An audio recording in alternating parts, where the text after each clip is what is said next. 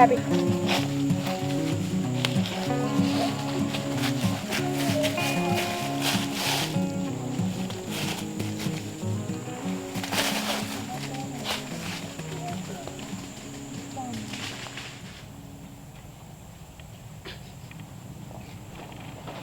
You know what you look like? You look like an ostrich. If you ever watch those videos, the ostrich will get up in the camera and it don't know it's there, and it's like... Yeah. Or emu, whatever the hell it's called. Oh, hey, what are we doing? Welcome back to another episode of the Outpost Review. We have the whole team here. Yeah. Bam. Patrick 2. Bam. Patrick 1. The Jester. Nike. And Ricky. And Ricky. What we thought we would do is just a little bit of kind of like a review, but more or less a show and tell. It is my birthday, and well, close to it, and my son and I, had to go to the lumber yard to get some supplies, and he got lost over in the tool section. So when I made my way over there, he starts throwing all this stuff in the cart. And I'm like, well, what's all this for? He goes, it's for your birthday. I said, I've got this kind of stuff. He said, yeah, but I want you to have 2 of each, because every time I come up to help, I have to stand there while you're using a tool, or if I'm using a tool, you have to stand there. But anyway, I'm going to let him explain to you. He's got a set of these at home. I'm going to let all except the saw, but I'm going to let him explain to you why he got this for me. Well, anybody who's used Klein tools knows it's worth buying, and he used to work for AT&T, and they used Klein tools there, so I wanted him to have a nice fresh new set, because he still uses some of your old Klein tools that you used to have. So I wanted him to have that would be like Bell South or what, Southwestern Bell, places like that in the back days, right? Yeah. So I wanted him to have some of the tools that he used to use and work with, but they had come out with some new things that I'd been using, and maybe this has been around a while, I don't have any idea, but this is a wire stripper. It also cuts wire, and this is one of my favorite, most convenient wire strippers I've ever used. You just stick the wire in, and it locks it down on this side, and it strips the wire. That quick, that simple, that easy. You don't have to yank on it or nothing.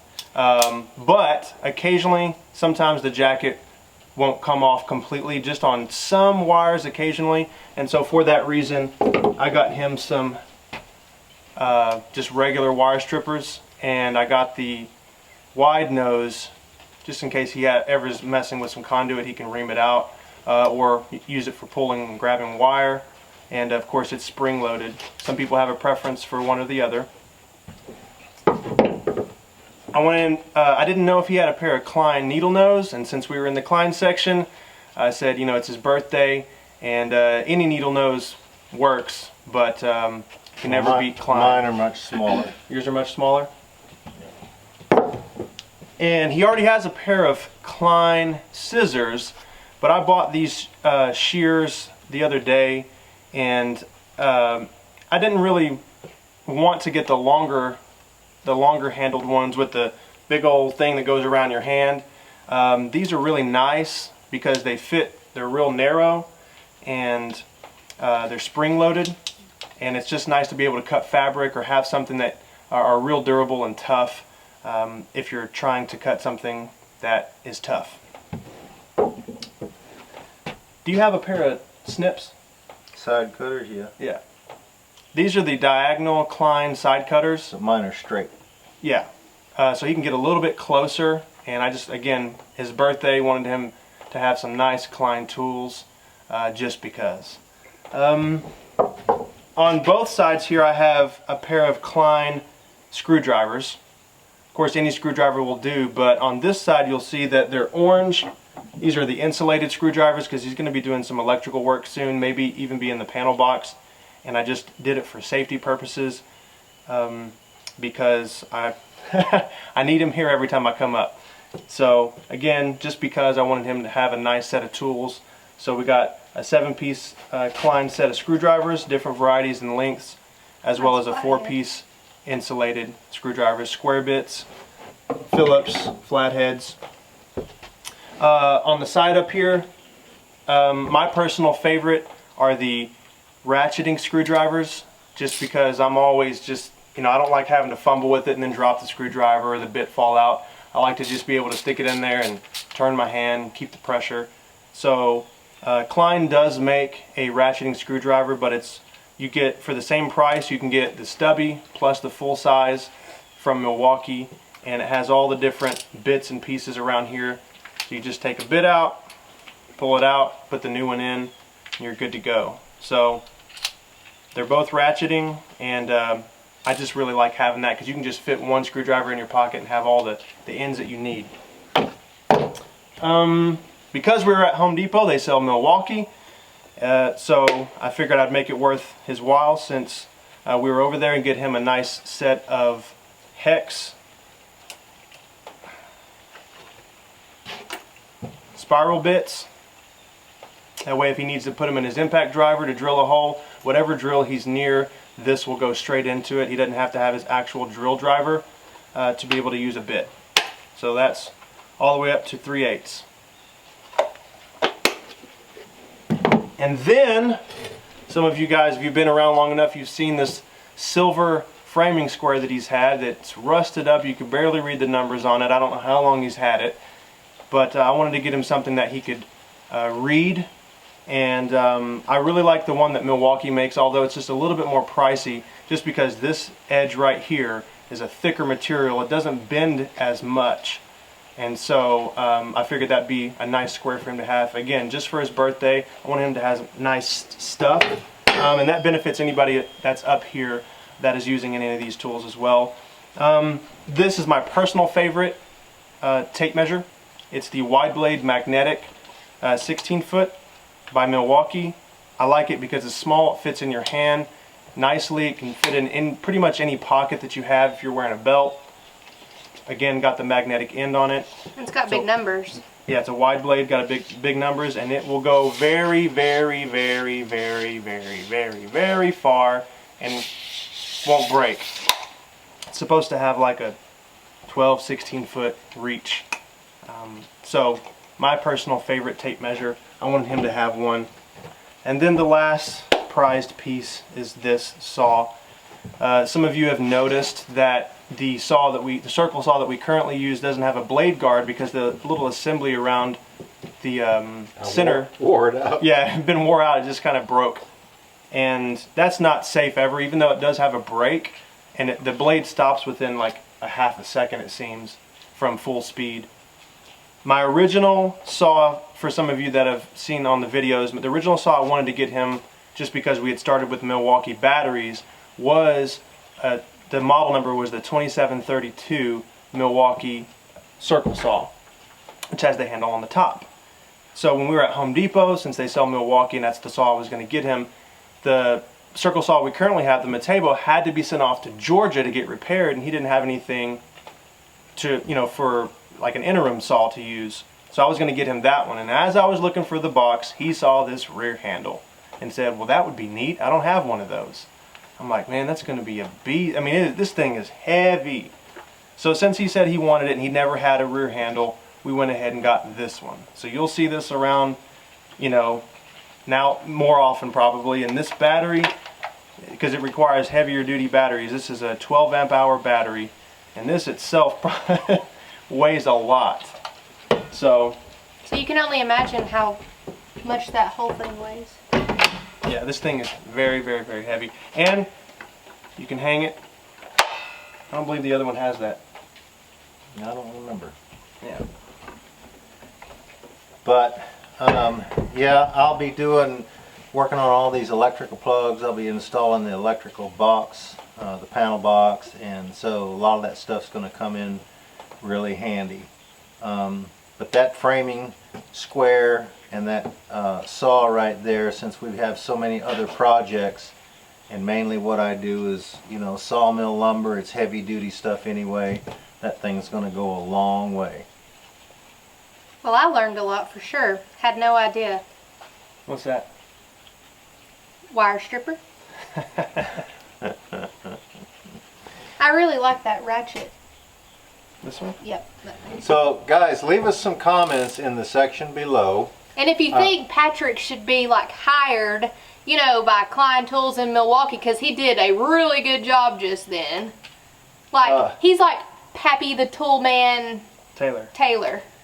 So, leave us some comments on, have you used these types of tools before? What type of saw do you have? Does it have a top handle, rear handle? Which one do you like the best? And so on and so forth. But anyway, thanks for explaining to them why you got all those tools. And if you've had Klein tools and used them before, how long have you had them? Because they do last. Yeah, the Klein tools that I have, I probably had them 30 years. Close to 30 years, yeah. You should have went and got one of yours. Just got a little bit of rust. The rubber handles are still on there. I got a pair of 9s. I've got the side cutters. I've got the snips along with the sheath knife that came with it. Got the scissors? Yeah, that's what I meant, snips. Anyway, yeah, leave us some comments in the section below. Well guys, we completed this rest of this little walkway up to the chicken house. I had enough holes up there. Actually, I got some more, but they were bigger. Around. Yeah, so we used the smaller ones. We're going to save those for something else. But we've got a gravel walkway now all the way from the little tiny house all the way up to the chicken house. So that's going to be really nice, especially in the wintertime, so that I don't have to get in the mud. But got them all staked in, covered in, and the other thing that I may do is I may make another little walkway around that pin around to the front portion. But I've got a bunch of scrap lumber that I'm going to have to move that I was using when we actually built the chicken house. So we didn't have that much time today, so we just went ahead and did this. Anyway, let me take you down here and show you something else that we did today. We decided we would move that rock pile back, and I went ahead and spread out a little bit more gravel here. That way 2 vehicles can park. Now, mind you, probably if and when I can ever get that tiny house moved, my yard or landscaping that I'm going to do will probably come from the corner of those steps, probably come straight across. So all this rock that's here will have to be pulled back out. But in the meantime, because that won't be done until next year, we can actually park here and get out where, you know, it's not muddy. But yeah, just clean this up a little bit and move that gravel pile back where both vehicles can kind of pull in at the same distance, and just makes a whole lot more room. Which, you know, I was going to do that before, but I decided I would wait until I was spreading gravel through there to see how much I was going to use on the front side before I pushed any of it back. But anyway, it looks pretty good now, and looks a whole lot better, looks a whole lot cleaner. Well, I don't know if you guys are as proud of this front porch as I am, but I'll tell you what. I've said this, I think on the last video, I told Patrick, I said, I don't know which one I'm more proud of, whether it's the cabin or this front porch. I'll tell you what, this is so nice to have. You can just walk out the door, you're on the same level, and easy down the steps. This is really nice, and it is cut into these posts too. What we did basically was we measured over to find the one that was the farthest, okay? Then we found the one that was the shortest, and then we kind of took that and played with the figures a little bit to determine how deep we were going to cut this to set the 2x10s in there on that we've got the floor joist, you know, attached to. But it worked out really well because my son actually held a square there for me where I could kind of line up the bar of the chainsaw before I did a plunge cut. And that pretty much, we didn't have but just a little bit we had to trim out, right? And so pretty much got that cut straight through where we could just slide that 2x10 in there, as you guys probably seen on the video. But yeah, I mean, this thing is solid. It's not going anywhere. we used 5-inch screws on it because I cut a true 2-inch thick 2x10 to go against not only the cabin but also here, and we put 5-inch screws, so that gave us 3 inches of penetration into the 7x10 beam that's on the bottom of the cabin. And then we used 4-inch screws here because I didn't have any siding that I had to go through in order to get into that. So I've got probably 2.5 inches, because we countersunk them a little bit, going into these posts. But yeah, and then the fact that, you know, I cut these out so it's sitting on that, it's not going to go anywhere. But yeah, this thing, it's really nice. I don't have any of the timber oil put on it yet. I still have that yet to do, but I've got this burned, and we really enjoy coming out here and sitting. Let me show you the big bench that the church gave me. Well, we've got us a really nice bench out here now where, I don't know, maybe 8 or 10 people could come sit out here, and we could talk about what's going on and what we need to be doing and making future plans, and just enjoying fall weather, and when spring comes, enjoying that, and summer too. But they had to get rid of this because it was actually in the way when they were doing some remodeling, and they called me and asked me if I wanted it, and I said yes, and it's been sitting out there underneath that big old camouflage green tarp for quite some time. You might have seen it in the videos, just a big old green tarp just sitting out there. Yeah, pretty much all summer long it's sat out there, but it protected this nice cushion. My daughter said that she doesn't really like the color, but I don't think that there's anything wrong with the blue.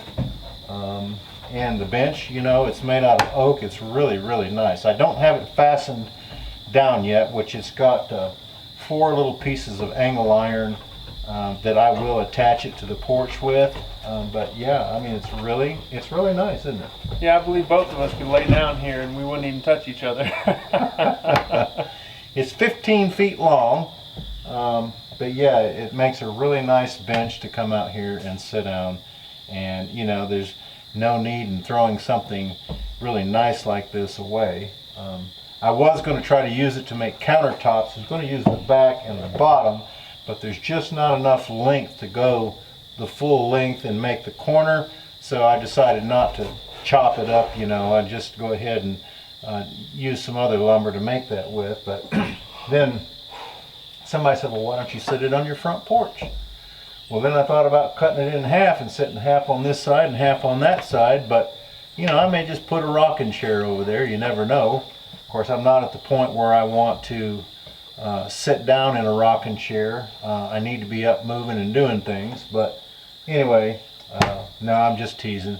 This is really nice, and I think I'm just going to leave it like this because, you know, I've got plenty of room. So, but yeah, this porch, I'm telling you what, this is really nice. Matter of fact, that was the first thing he said when he came in. He says, you know, isn't it really nice to be able to walk out the door? Because, you know, for the last couple of years when we started actually working on this cabin, I've carried numerous, and you probably remember in the videos, pieces of sheetrock up those little makeshift steps, plywood, the concrete or the mortar mix when I was doing that area for the fireplace in there, and just been making do, you know. But now we've got a really nice set of steps. We've got a really nice front deck, and we've got something that we can actually sit down with here, you know, and enjoy being outside. Yeah. So this has really tied everything together. Like, it was nice to go inside the house and cool off or warm up depending on the temperature of the day. yeah. But to be able to have this porch to just come outside and sit down, it just makes a world of difference. I'm still using this front to kind of store things because the sawmill is pretty much full. The little tiny house is still full of stuff that I need to unpack. I need to get the inside finished so that I can do that. But that provides a dry place, you know, for some of the tools that I have. And then in the wintertime, I may just kind of cover the front of this with a tarp so that sawdust didn't get on it, and set those things up here if I need to continue to use that, you know, to work inside. I can actually come out here, you know, and do it on the deck. But you know, the handrail, we'll work on that as we go along, and we'll get that put in. And you know, you don't have to go very far down the driveway to see right up on underneath, and you can see the rock wall that is on the skirt of the cabin down there, and it really looks good with this porch or this deck here. So yeah, I was pretty happy about that. I don't want to close the underside of this in at all. I want to. Matter of fact, it'll give the dogs a nice place to lay because the dirt will be cool in the summertime. It'll give them a place they can get underneath there, or they can come up here, whatever, you know. But it really looks good being able to see that rock wall. So hopefully by then I'll have, you know, some more areas that I can move things around, and I won't have to have anything stored up in under there. So, yep, turned out really, really, really nice. Well, guys, we wanted to try to answer a few questions before we shut this video down. So what have you got that people want to know about? Well, we have a whole lot of comments about the front porch, and we've been talking a lot about it, and we certainly agree with you. It is I really like it.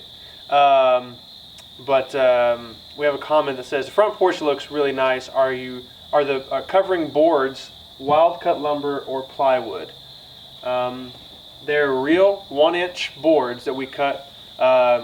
You know, pull the log out the woods, put it on the sawmill. There it is. And I did burn it a little bit. Not quite sure if I'm going to stain it or just clear coat it with something like, you know, polyurethane.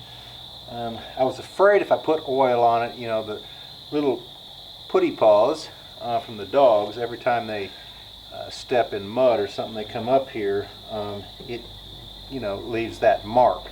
And so I'm not sure if I put the clear coat on there, if that would be better than that oil. So we'll just have to see. But these right here was store-bought. This is pressure treated because it was going to be outside, you know, outside of the eave up there. But this is the only thing that was bought from the store, and I did burn them a little bit too, so they turned out okay, but they should last, you know, a long time. But yep, this is real yellow pine that I pulled out of the woods up there. Mm-hmm. What type of foil are you using for your vapor barrier? I've never seen that used before. Some people use the bubble foil. I decided to use just the regular foil. The company that I got it from was called Attic. I think it's called Attic Foil. They first started out to put it in existing homes to be able to, you know, turn the radiant sun rays that actually come through the house to reverse them and turn them back the other way before they actually came in, to keep the house a lot cooler and of course a lot warmer. But I'm going to tell you something. Now, listen, okay? I'm going to tell you something. That vapor barrier, does it work? I believe so. This house is still warm from when you walk in, you can feel it. There hadn't been a fire in there all day long. Yeah. So I think that vapor barrier, not vapor barrier, radiant barrier is actually doing its job. So we're really excited about, you know, having put that in, and then we put it underneath, which is something that we don't ever want to do that again, because it's laying on your back trying to hold your head up off the floor and staple, you know. It was rough, but we've got it. We've got it all in there. You know, he said he didn't. His my muscles right here are so sore from holding that melon up. Yeah. I was making jokes all day long about how big my head was. Yeah.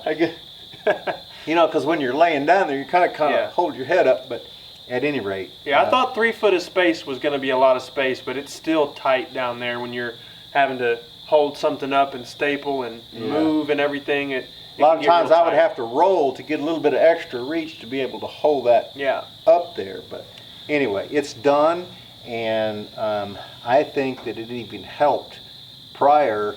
You know, I was having a fire in here sometimes, and you know, had the walls done, and of course we had the ceiling done, but didn't have the floor done. But now that the floor is done, I really think that it is doing a great job. And you know, it wasn't that expensive.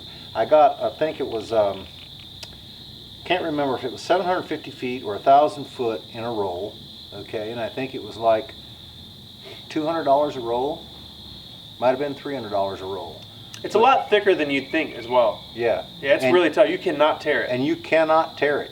You can cut it with a knife, you can cut it with a pair of scissors. Even then, it's really tough. But you cannot take your knife and you cannot take your hands and try to start a tear in it. There's no possible way. Yeah. And it's relatively thick, but it, you know, it did a really good job, and it kind of cleaned up that whole area. And the other thing too is, you know, I've got a good air gap between the insulation because I've got 2x10s down there, and the insulation, you know, is only 6 inches thick. So I got a good 3 to 4 inches before I get to that barrier, which is what you're supposed to have. It's not supposed to really touch anything.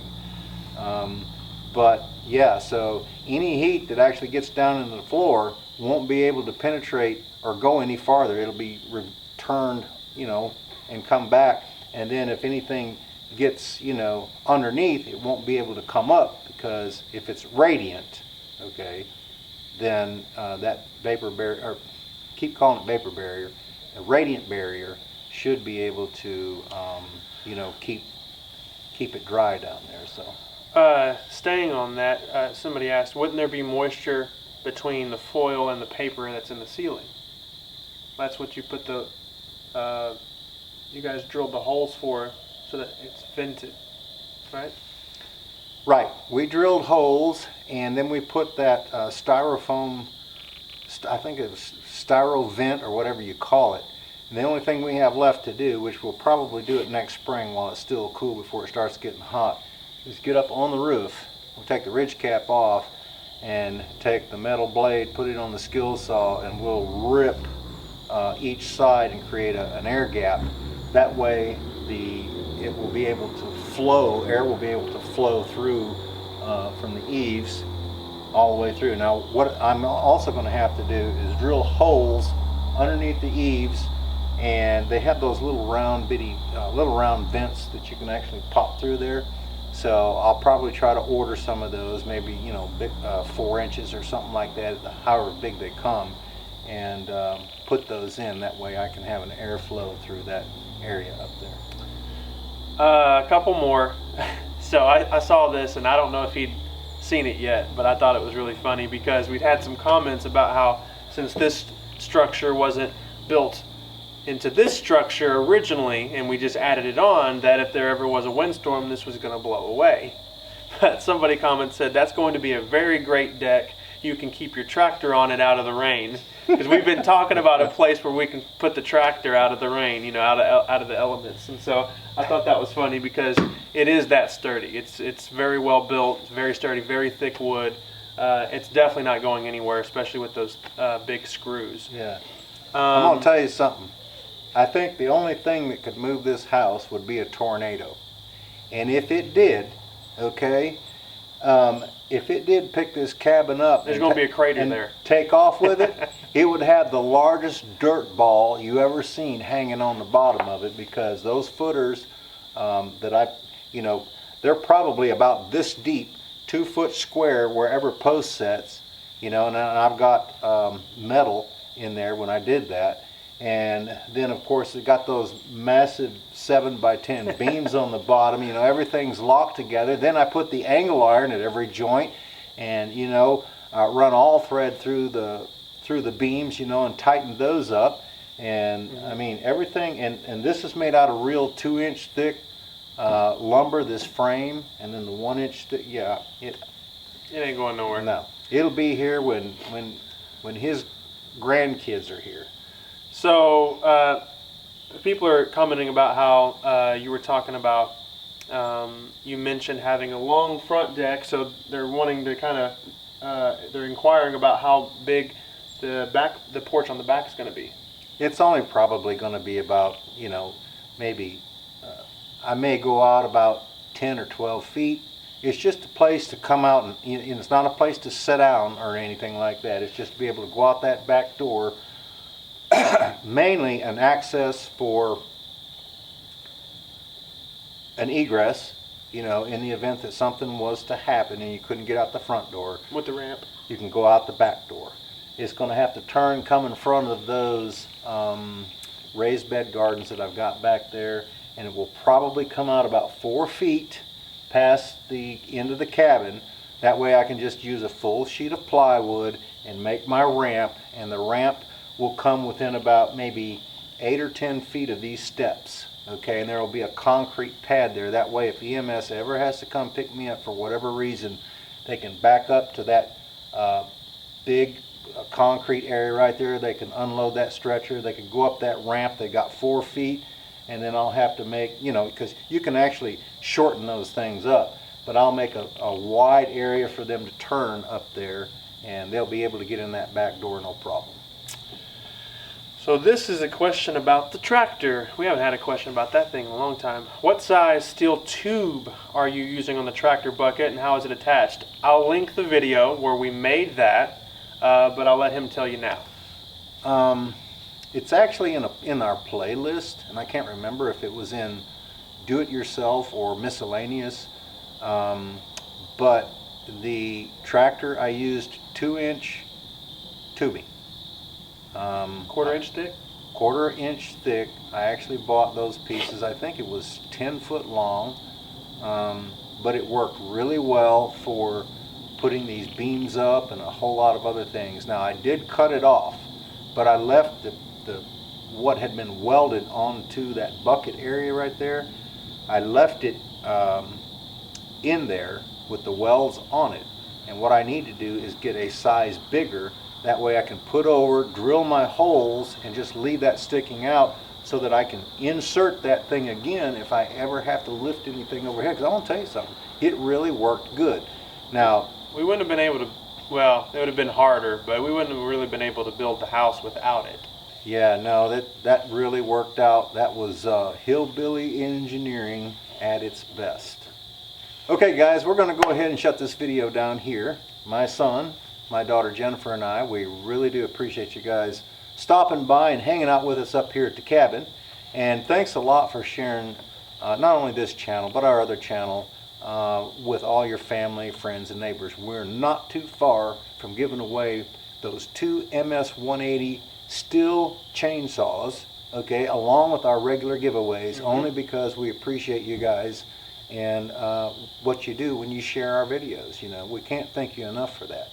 So if you're new to this channel, be sure and go check out our other channel, Smoky Mountain Outpost. That's where we do all the work. This is more of a behind-the-scenes question and answer. Also, we've got, you know, fall coming up. Well, actually fall's here. Fall is here. And we got winter that will be coming up. We've got a store that if you go down underneath the video around the description area, you'll be able to find a link to the store.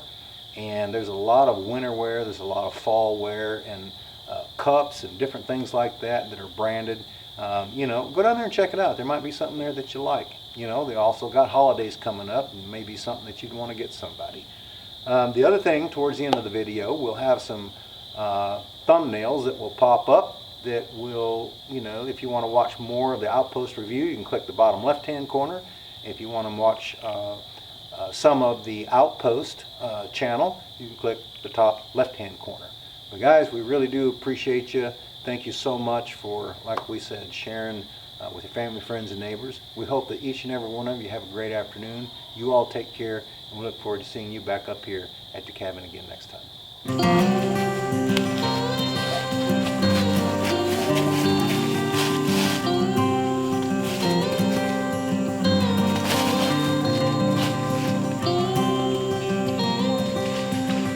Not working.